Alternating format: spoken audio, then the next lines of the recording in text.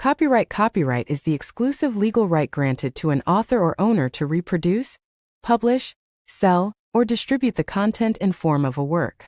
This is a crucial legal mechanism, protected by copyright law, designed to ensure that the creative efforts of individuals are respected and exploited fairly. Scope of protection. The scope of works that can be copyrighted is very broad. It includes literary works such as poetry, novels and plays, databases, musical works and songs, websites, paintings, films, architectural works, and even images and computer programs. In other words, most creative products, whether in text, visual, auditory, or software format, can be protected by copyright. The subjects protected are the original creators, the author, musician, programmer, designer, along with their legal heirs. This ensures that the creative value is not limited to the individual, but can also be passed on to future generations. Core rights of the author. Regarding the author's rights, there are 3 core points. The author has the full right to decide on the use of the work, from copying and distribution to public disclosure. The author may grant or deny permission for others to use the work. The author has the full right to assign or sell the copyright to other individuals or organizations if desired. In summary, copyright is not just a legal shield protecting the author, but also the foundation for encouraging creativity, because when rights are guaranteed, creators are motivated to continue contributing new values to society.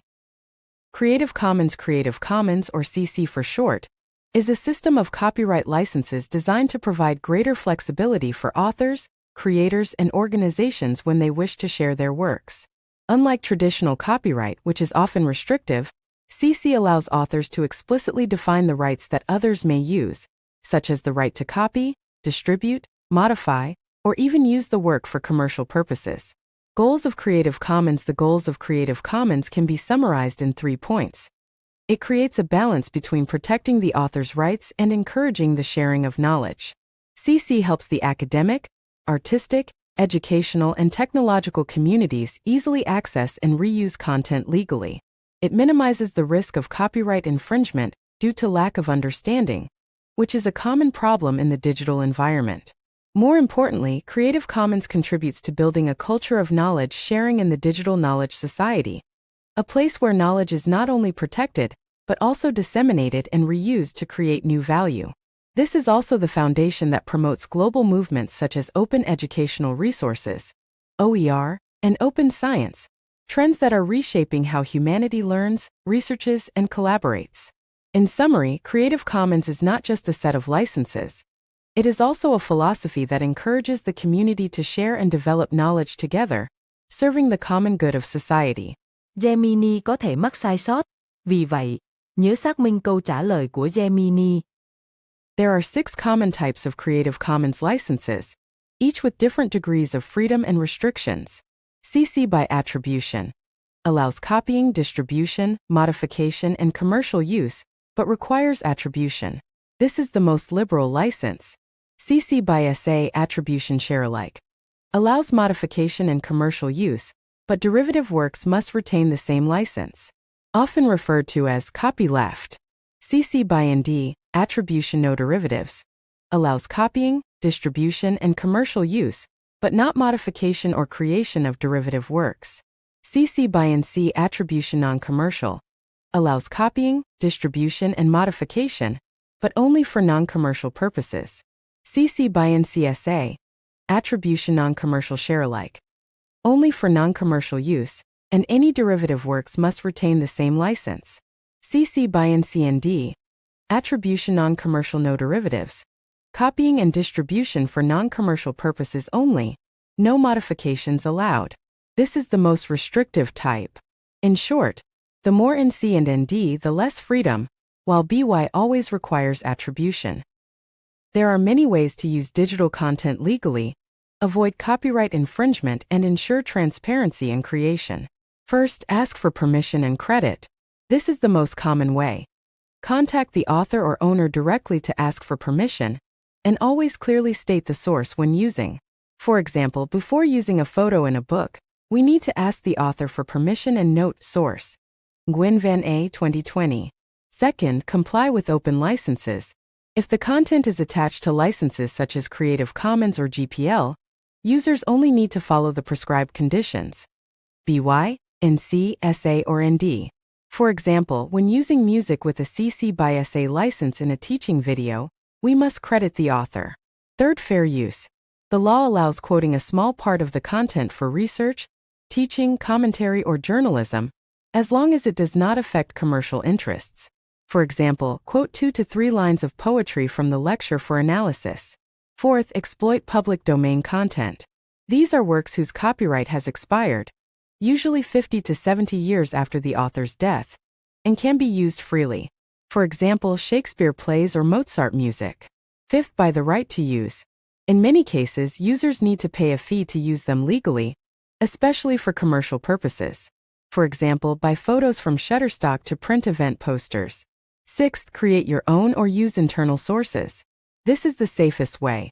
Create new content yourself, or use documents that the organization has purchased copyright. For example, design your own infographic or use a textbook that has been purchased by the school. In short, using content legally can come from asking for permission, complying with the license, citing appropriately, taking advantage of the public domain, buying copyright, or creating it yourself. Each helps us create and learn while respecting copyright. Solutions for protecting intellectual property in the digital environment. To protect intellectual property, IP, rights in the digital environment, we need a synchronized combination of measures, not only legal but also technological, managerial, and educational. This not only assures creators, allowing them to focus on creativity, but also establishes a transparent and sustainable digital ecosystem. Among these, the two most important groups of solutions are legal and technological. 1. Legal measures. The legal group focuses on copyright registration, signing contracts or licenses such as Creative Commons, and implementing enforcement actions when infringement occurs. The greatest advantage is the clear legal value, ease of proving ownership, and strong deterrent effect. Simultaneously, this helps build the credibility of the author and the organization. However, legal procedures can be complex, costly, and their effect is often limited to national borders or international agreements. Typical examples include copyright registration at the Copyright Office, using assignment contracts, or sending a notice and takedown on platforms like YouTube to remove infringing content. 2. Technological measures. The technological group directly protects the work within the digital environment. Common measures include DRM, digital rights management, in ebooks, watermarks and metadata embedded in images, or digital signatures for documents. Recently, blockchain and NFTs have also been applied to certify ownership of digital works. The advantage of the technological group is strong protection, difficulty in counterfeiting, and flexibility for sectors such as e-commerce, publishing, and digital art. However, it also has limitations. It can sometimes cause inconvenience for legal users, technological costs are high, and some new solutions like blockchain or NFTs are not yet globally mainstream. For example, ebooks with DRM prevent copying, photos with watermarked logos, or an NFT certifying ownership of a digital art piece. In conclusion, legal and technological measures are two parallel arms in IP protection. The legal side ensures deterrence and affirms rights, while the technological side provides direct and immediate protection. Combining both is the key to creating a digital environment that is safe, fair, and supportive of long-term creativity. Thank you for listening.